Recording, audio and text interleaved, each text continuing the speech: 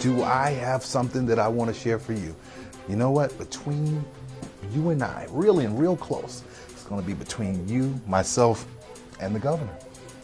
I have something special for you. Dr. Bernard Lafayette, civil rights icon and program director to Dr. Martin Luther King Jr. Dr. Bernard Lafayette, who was a special mentor of mine, I had an opportunity to sit down with him and conduct a small interview that I just can't wait to show you. I have a dream that one day every valley shall be exalted.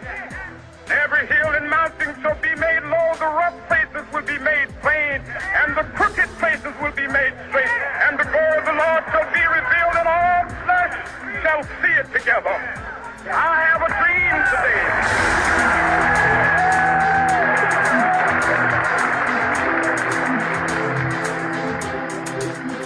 I'm here this day, and particularly tomorrow, because we believe in institutionalizing nonviolence and helping people with their programs, and I'm just delighted to have the invitation to come and join with the Arkansas Martin Luther King State Commission.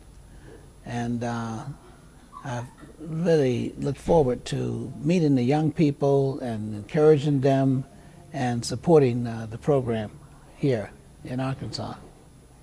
One of the reasons I do what I'm doing is because from my early childhood experiences, I lived in segregation. I understood that the whole purpose of segregation was to get people to feel that they were inferior to other people. And also the segregation, on the other hand, was for the purpose of getting some people to feel that they were better than other people. And I never accepted that. So that was the thing that motivated me to try to do something to change the conditions. Back in Tampa, Florida, where I was born and I grew up in the South, they had segregated streetcars, and the blacks had to sit in the back.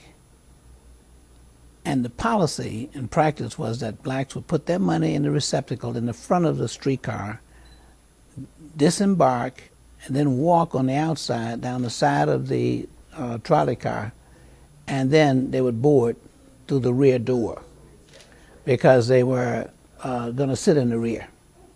So they weren't allowed to walk down the aisle, but they had to walk outside even in the rain and inclement weather. The other thing that would happen is that we would run, because sometimes the conductor would close the door and fold up the steps and take off with their money. And on one occasion this happened with my grandmother and I, and I would run ahead. I was about 7 years old, and I would try to hold the door, because as long as you can hold the door, you can jump on the streetcar, because the steps would be down. So what happened is my grandmother fell right down in the middle of the street because her heels of a shoe got caught in the cobblestone cracks around the track. They were little, stones, and they were, had cracks in them. She was a large woman, and she fell. I mean, it was a deep fall. And here I was, a little boy, trying to pick her up with one hand and trying to hold the door with the other. And I never will. I mean, my emotional memory is just as sharp. I felt like someone had taken a sword and taken this sword and cut me in half. I was stretched out both ways. And I remember this. And there are people who say that at age 7, there's something in your life that you always remember. Absolutely. And my memory was this. I said to myself, when I get grown, I'm going to do something about this problem. Right. So I always had a passion for going against the grain, trying to change things. Now some people say, well, I got involved because I wanted to, make things better for my children and my grandchildren, those who will come after me. Well, to be honest, my confession is I wanted things to be better for my grandmother. And that's why there was such an urgency. I was 7 years old, so I didn't have grandchildren in mind. But I knew what my grandmother had suffered and my mother had suffered. And I wanted it to happen so fast that at least the rest of their years that they would live, they, would be able to be treated with dignity and respect, and that kind of thing. So that's what I wanted to see happen. So the moment I got a chance to get involved in this movement, when I was in Nashville as a student, sit-in started, I jumped right on it, no question about it. I said, this is what I've been looking for. When we got involved in Nashville, one of the things that I was looking at was the fact that Martin Luther King had succeeded in that movement in Montgomery. I mean, this was in Deep South. I mean, like Montgomery, Alabama, that's a little different from, say, Virginia, all right, Maryland, upstate, still in the South, but, kind of on the borders. This was Deep South, Montgomery. Of all places, the cradle of the Confederacy. This was the birthplace of the Confederacy. Okay? That was the headquarters, the capital of segregation, okay, and discrimination. Robert E. Lee, all that. So if he were able to change, okay, anything that would benefit black people in Montgomery, Alabama, we could do it anywhere, all right? So this is one of the things that I looked at. And I say, well, his method that he used is nonviolence. Well, the first time I met Dr. Martin Luther King was in Nashville. He came to visit those of us who were involved in the sit-ins in Nashville because we subscribed to his philosophy and his methodology, and we were taught that. And we did succeed based on using his approach. And he came to a rally we had at Fisk University Gymnasium. And Martin Luther King said this. He said, I came not to bring inspiration, but I came to gain inspiration from you and the work that you've done in success. I thought that was the highest compliment any group could be paid. That's when I got to know or see Martin Luther King. Now, we shook his hand and that kind of thing. But I really got to spend some time with him that summer of 1960 in Miami, Florida, because the Congress of Racial Equality, CORE, had what they call a interracial action workshop. It was at the Sir John Hotel down in Miami, Florida. And we, from Nashville, were invited to participate. And since I was from Florida and was going to be in Tampa that summer, the group selected me to go and represent the Nashville student group. And here we were, and it was 10 days, because we spent most of the time in jail. But Martin Luther King was the resource person there, and he was talking to us, etc. So there we were for the break, for lunch, and students were, after lunch would take off and go to the beach. That was a little downtime for us. They had their, towels and all bathing suits and taking off, with the girls going to the beach. And I was ready to go. And I looked around on the pool side, and there was Martin Luther King by himself in his shirt sleeve. And I looked around to see if anybody was, coming or whatever. And he was just sitting there. So I put down my towel, okay? And I went and sat with him for 2 hours. Just the two of us. Nobody even came to join us. And that's when he got to know me, because of all the questions I asked him. Okay. And that was such a great, opportunity for me to be sitting there with, someone who was my mentor, and I admired him so much. And most of the questions I asked him were more like theological questions and that sort of thing, etc. Because Martin Luther King's nonviolence came, out of his basic understanding of the New Testament, as well as his exposure to other philosophers like, Hegel and, Henry David Thoreau in terms of civil disobedience, and Mahatma Gandhi.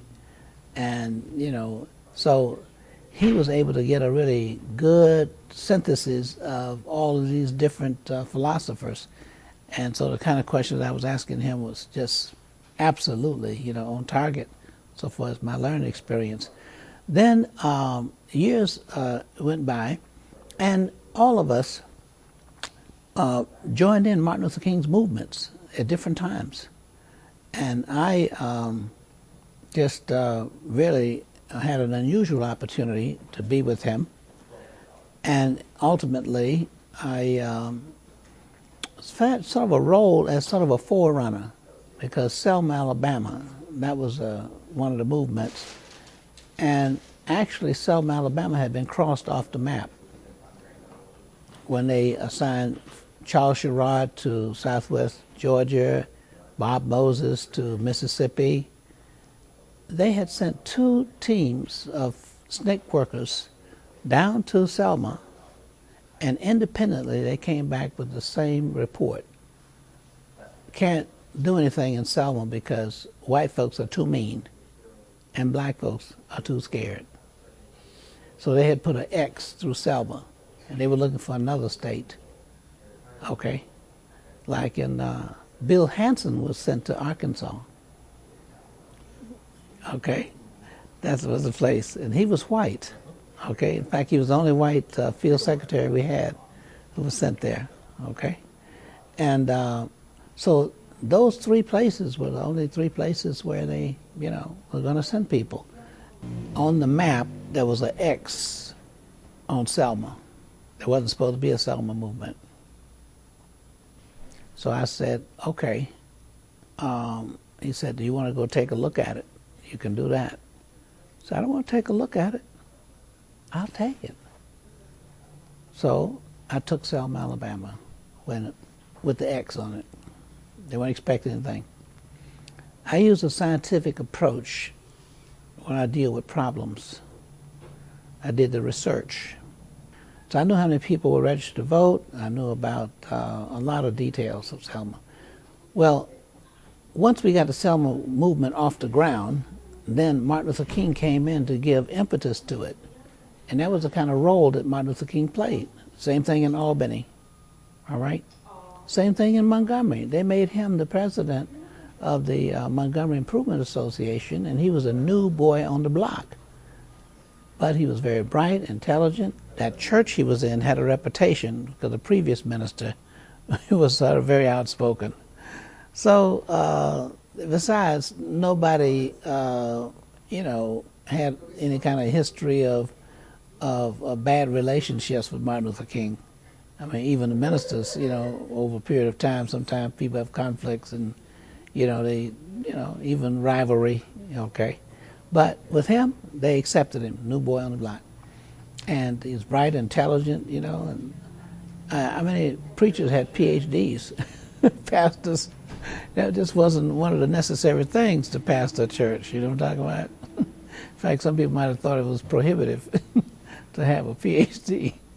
But Martin Luther King was there.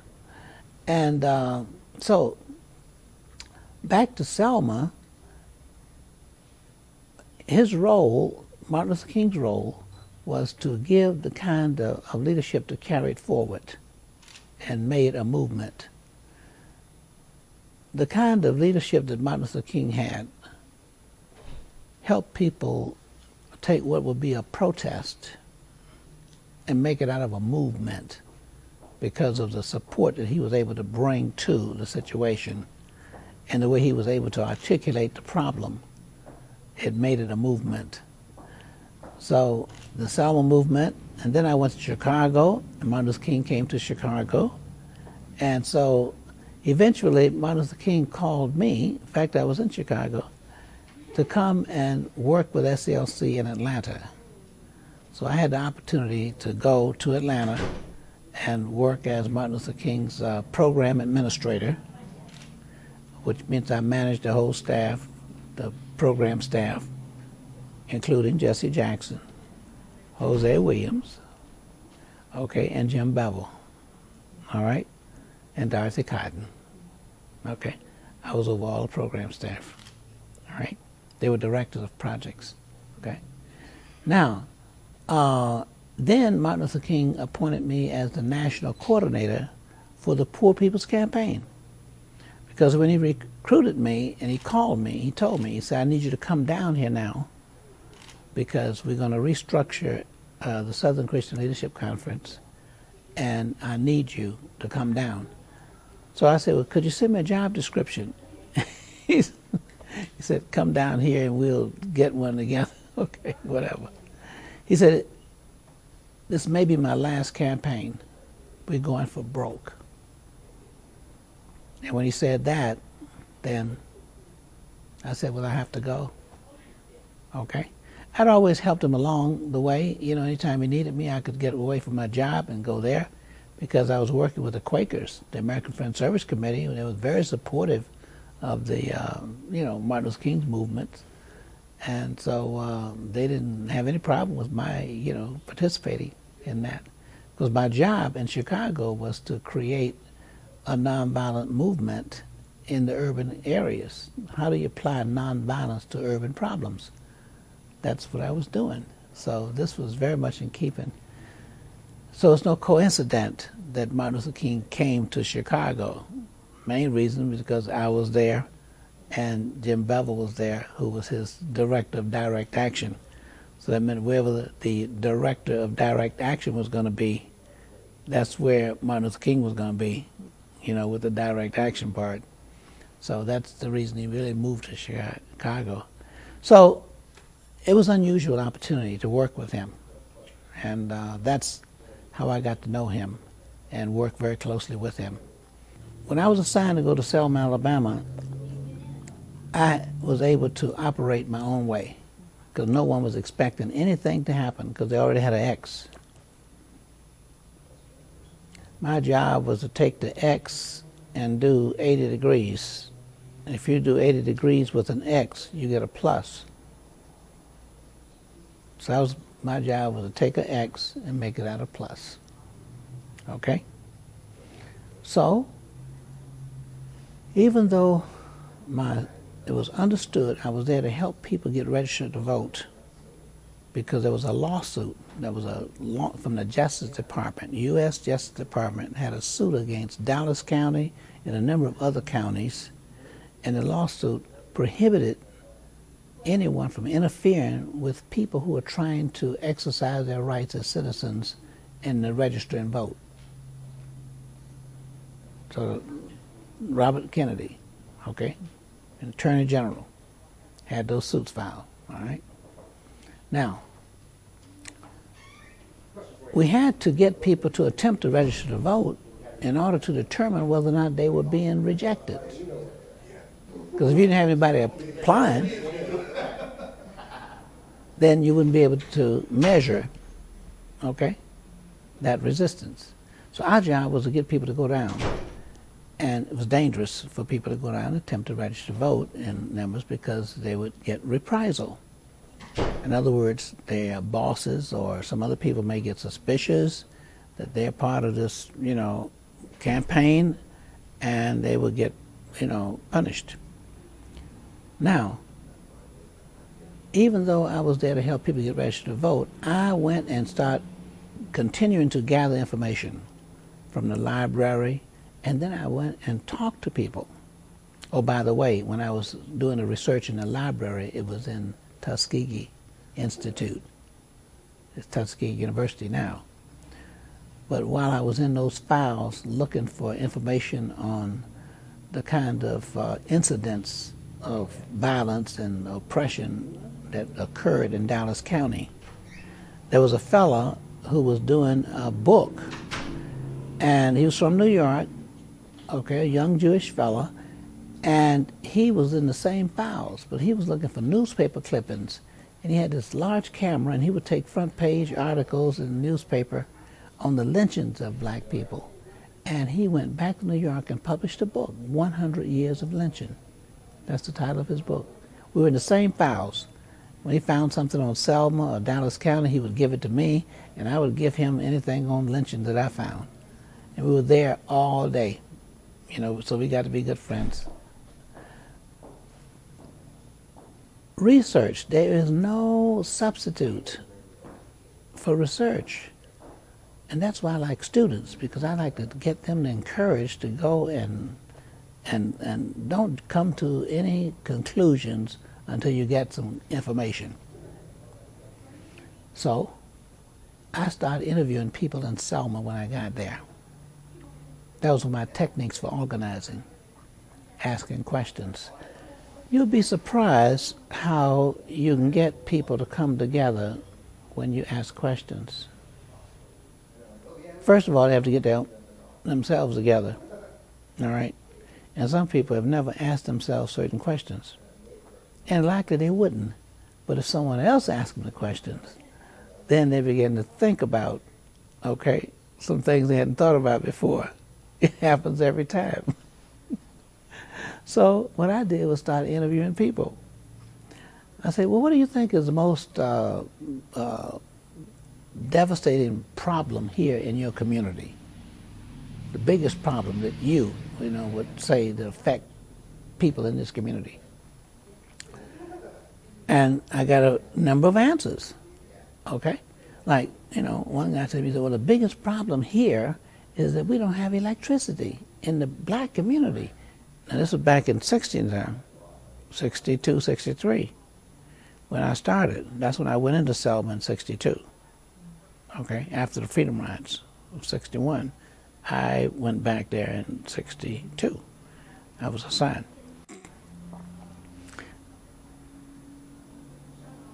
There were, where the black community in some places, they didn't have electricity. They were actually, students were studying their lessons using oil lamps, as we say, kerosene lamps. You know who used to use kerosene lamps? Abraham Lincoln. That's how much progress we had made, okay? You said we had they didn't have any television. Now, televisions were out in 63 and 62. But some people in those areas didn't have televisions. They didn't have electric irons because they didn't have any electricity. They used coal irons, pot of coal, and put the iron on top. And that's how they iron their clothes. No radio except battery. Now, this is the kind of condition that people lived in. And they said, well, this is our big problem right here. We need some electricity. Another one said, our biggest problem is that we don't have paved roads. Number of dirt roads out here, all right? And we're in the city limits with dirt roads. My white shoes. Women said, had to walk, in the mud and everything. When they get muddy, you get splashed on and everything, not deliberately, but you got holes, and water holes and all that kind of stuff in there. So they said, we need paved roads. Another say schools. We know that they don't put any money in our schools. They're talking about separate but equal. No, and this is Supreme Court decision of '54 didn't affect them at all. Stone segregated schools and poor conditions and everything else. And one of the reasons they said that the white folks were so mean is because the process for getting your schools desegregated was that you would sign a petition. You had to have a minimum of 10 names on a petition, and you present it before the school board. If they rejected it, you appeal directly to federal court. Or if they ignored you, you go to federal court within a certain period of time. That happened in Selma. You know what happened? Less than 3 weeks, only one name was left. People went and took their name off. That's the kind of repression that they, experienced. Even when people stood up. That's why they were saying that Selma, they were so mean. and there are a lot of other incidents, okay? But the main thing is, in organizing, I went and started getting people thinking about these things. And my response was to follow up with another question. You don't get your road, well, who decides on which roads get paved? Okay? How did they get in that position? Okay? They were appointed by, who was they appointed by? Okay? Okay? In other words, they decided on how their money is going to be spent. Whose money is that? Oh, tax money? Okay, so how did they get in that position in the first place? Oh, they were elected. They were elected. Who elected them? Did you participate in that? Well, no,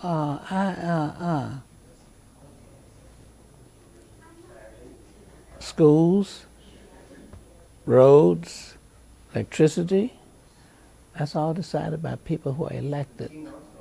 And why do you think they're elected? They're supposed to represent you. So you're unrepresented. That's why you don't have any roads. That's why you don't have any lights. So maybe you need to get represented. All right? So my point is, all lines led right back to the right to vote. So then you don't have to argue with people about why you need to register to vote. The things that they say they were concerned about. I didn't tell them what to be concerned about. The effective organizing is how you bring people to conclusions that relate to their interests. That's the first step. The next step is to get them to recognize that there are other people who feel the same way. The next step is to get them to come together, okay, and share their discontent. That's what mass meetings are for. It's for people to come together and, okay, say, I'm concerned about this also. That's when you get the masses of going, see. You cannot accomplish any goal or change unless you're able to get the majority, okay, of people either participating with you or sympathetic and supporting you. Well, that's it for today. We were only able to show you a small segment of the interview of Dr. Bernard Lafayette. But to view more, please go to our website at www.arkingdream.org, and you can view it in its entirety. I have a dream that one day every valley shall be exalted. Every hill and mountain shall be made low, the rough places will be made plain, and the crooked places will be made straight. And the glory of the Lord shall be revealed, and all flesh shall see it together. I have a dream